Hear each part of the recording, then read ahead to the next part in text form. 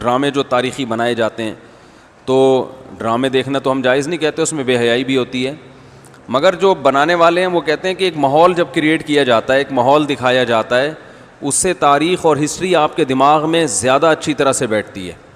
تو Tayyip Erdogan نے drama بنایا نا، ارطغرل، بڑا مشہور ڈرامہ چل رہا ہے، بہت دنیا دیکھ رہی ہے، تو میں ڈراموں کو جائز نہیں کہتا، لیکن جو لوگ فلمیں دیکھ رہے ہیں، پہلے سے بے حیائی کے کاموں میں پڑے ہوئے ہیں اور غلط چیزیں دیکھ رہے ہیں، تو ہم ان کو کم از کم یہ مشورہ دیتے ہیں کہ یار انڈین فلمیں دیکھنے سے بہتر ہے یہ جو آج کل وہ ڈرامے جو ہمارے فیملی سسٹم کو تباہ و برباد کر رہے ہیں، جب تم نے دیکھنا ہی ہے تو کم از کم ایک کم درجے پر آ جاؤ نا، اس کو دیکھ لو، تو اس سے تو پھر بھی بہتر ہے کہ کم از کم تمہیں ہسٹری تو پتہ چلے گی، کم از کم تمہیں یہ تو پتہ چلے گا مسلمانوں کی تاریخ کیا تھی۔ اور ایسے صرف دعاؤں سے کام نہیں بنا، انہوں نے بڑی بڑی قربانیاں دی ہیں۔ سلطان محمد فاتح نے بہت بڑی قربانی دے کے قسطنطینیہ فتح کیا تھا، دنیا کی سب سے بڑی توپ بنائی تھی اس نے، اور آج ہماری صرف باتیں توپ ہیں، باتیں ایسی کریں گے جیسے بہت بڑی توپ ہیں ہم، کوئی عمل ہمارے کیا ہیں زیرو، نہ سائنس میں آگے، نہ ٹیکنالوجی میں آگے، نہ مذہب میں آگے۔ وہ ٹیکنالوجی کی دنیا میں بہت آگے تھے، سائنس کی دنیا میں بہت آگے تھے۔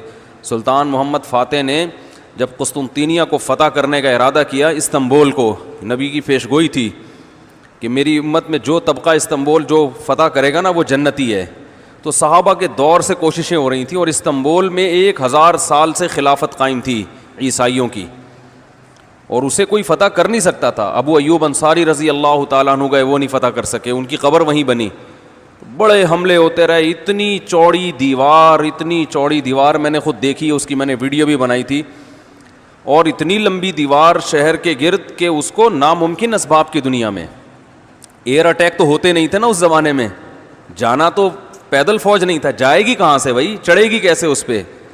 سیڑھیاں لگا کے جو چڑھتے تو اوپر انہوں نے گرم تیل گرم ہوتا تھا، اس کے دیگ رکھے ہوئے ہوتے تھے، تو وہ دیگ الٹتے تھے تیل ڈال کے، کوئی چڑھ نہیں سکتا تھا، بہت زبردست ڈیفنس تھا، کوئی میلی آنکھ اٹھا کے دیکھ نہیں سکتا تھا، اور جتنی لڑائیاں ہوئی سب ناکام ہوئی تھیں۔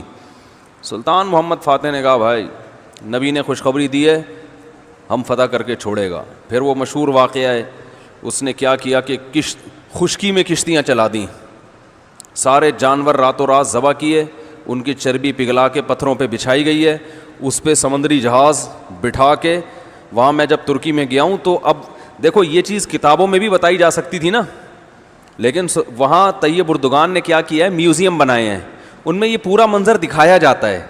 خدا کی قسم ایسا ایمان بڑھتا ہے کہ چیخیں مارنے کا دل کرتا ہے، ایسی جو علماء بھی گئے ہیں نا، بنوری ٹاؤن کے ایک شیخ الحدیث گئے تھے، وہ کسی نے بتایا وہ رو رہے تھے چیخیں مار کے، جو جاتا ہے یہ منظر ہوتا ہے، وہ جب دکھاتے ہیں نا اپنی آنکھوں سے، بھائی کیا منظر، اور کیسے وہ کشتیوں کو راتوں رات خشکی پہ لے کے چلے ہیں، اور خشکی پہ لے جا کے پیچھے سمندر میں اتارا، اور سامنے سے بھی اٹیک اور پیچھے سے بھی اٹیک۔ انگریزوں نے لکھا ہے، گوروں نے ہسٹری میں، کہ یہ اسباب کی دنیا میں ممکن نہیں ہے، بہت بڑا کارنامہ انہوں نے سر انجام دیا، اور راتوں رات۔ تو یہ ہماری تاریخ تھی جس کی وجہ سے ہمیں عروج ملا تھا۔ آج ہم صرف پیڑے کھا رہے ہیں، باتیں ٹھوک رہے ہیں بیٹھ کے، صحیح ہے نا؟ بزرگوں پہ طنز، علماء پہ اعتراضات، ایک دوسرے پہ کیچڑ اچھالنا، فرقہ پرستی، ان چیزوں میں ٹائم ضائع ہو رہا ہے، اور کوئی موٹیویٹ کرنے والا نہیں ہے، کوئی تعمیری کام کرنے والے لوگ بہت تھوڑے رہ گئے ہیں، اور ٹیکنالوجی کی طرف تو توجہ ہی نہیں ہے۔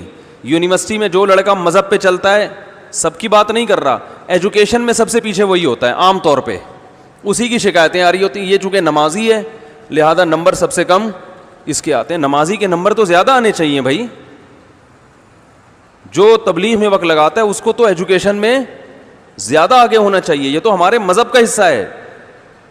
صحابہ کرام نے جو ملکوں کے ملک فتح کیے، اور جو ہمارے تاریخ میں فاتحین ملتے ہیں، سب سے پہلا بحری بیڑا حضرت معاویہ نے بنایا ہے۔ سمندر پہ سب سے بڑی فوج جو اس وقت اتاری ہے، وہ کس نے اتاری ہے؟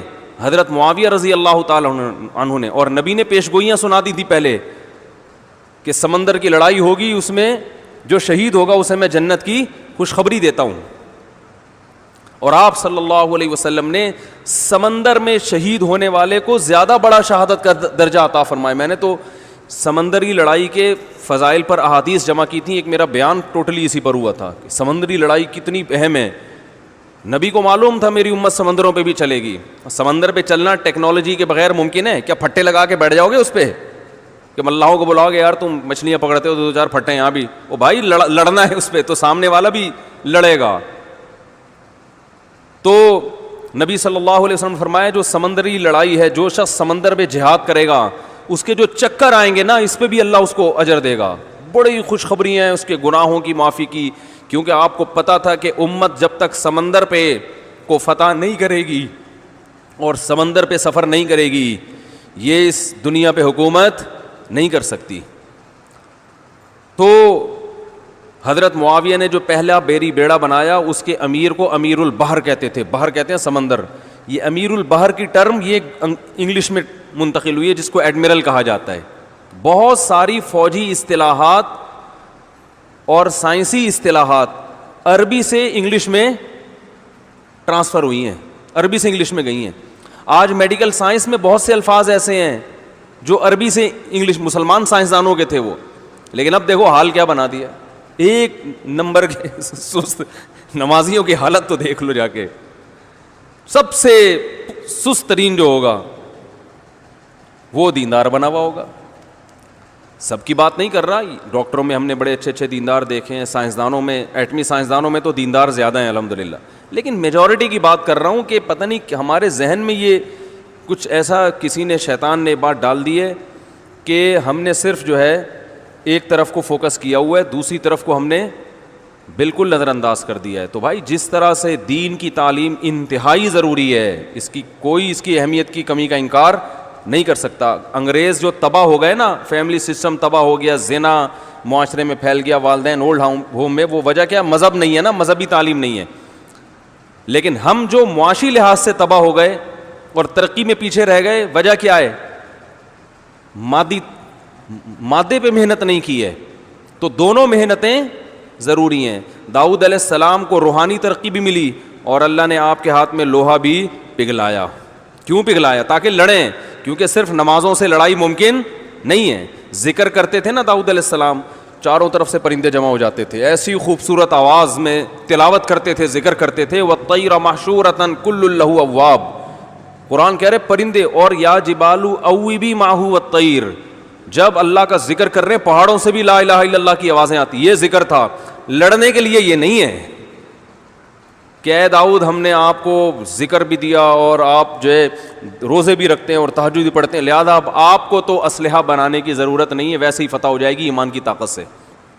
نا نا نا نا نا, زرہیں بناؤ, قدر فی السرد, صحیح ہے نا, کڑیاں بناؤ, فوج تیار کرو, لڑائی کے لیے اصول بولتے کیوں نہیں بھائی, کچھ اور ہیں. تو دونوں چیزیں نہیں ہیں. داؤد علیہ السلام, سلیمان علیہ السلام کے گھوڑے بھی تو تھے, انہیں کیا ضرورت تھی گھوڑوں کی بھائی؟ کہتے میں اللہ کا اتنا عبادت گزار ہوں, میں اسباب اور وسائل کیوں, میں مصلی بچھاؤں گا, دعا مانگوں گا, ملک فتح ہو جائے گا. او بھائی گھوڑے رکھے ہوئے ہیں, صحیح ہے نا, ان کو پیار کرتے تھے گھوڑوں کو, کیونکہ اس زمانے میں گھوڑا اور ٹینک برابر تھے, بلکہ ہوائی جہاز تھا گھوڑا اس زمانے میں, تو جنگیں گھوڑوں کے بغیر نہیں ہوتی تھی, گھوڑے تیار کیے ہوئے ہیں. تو لڑے ہیں وہ لوگ اور اسباب اور وسائل اختیار کیے ہیں. آج ہم پیڑے کھانے والی باتیں کرتے ہیں اور پیڑے کھا رہے ہیں بیٹھ کے, اور سمجھتے ہیں کہ بس یہ قرآن خوانیوں سے اور آیت کریمہ سے مسائل کیا ہو جائیں گے حل. تو یہ بھی ضروری ہے بھائی, وہ بھی ضروری ہے. تو میں بتا رہا تھا کہ وہ جو ڈرامے کی بات کر رہا تھا, تو ماحول بنانا پڑتا ہے نا. تو طیب اردگان نے کیا کیا کہ کیونکہ جو لبرل لوگ ہیں وہ ایسے ڈرامے, ایسی فلمیں بنا کے نا نوجوان نسل کا دماغ خراب کر دیا انہوں نے. اتنا دیکھو, اب محمد بن قاسم کو بھی لوگوں نے ڈاکو کہنا شروع کر دیا ہے, معاذ اللہ. وہ شخص جو سندھ میں اسلام لانے کا ذریعہ بنا, اگر وہ ڈاکو تھا تو اس سندھ میں اسلام کون لے کر آیا؟ انگریز کہے گا تمہارے تو اسلام, جو بر صغیر میں اسلام آیا سندھ کے راستے سے, سندھ کو تبھی باب الاسلام کہا جاتا ہے نا. بر صغیر میں اسلام کہاں سے آیا ہے؟ سندھ کے راستے سے.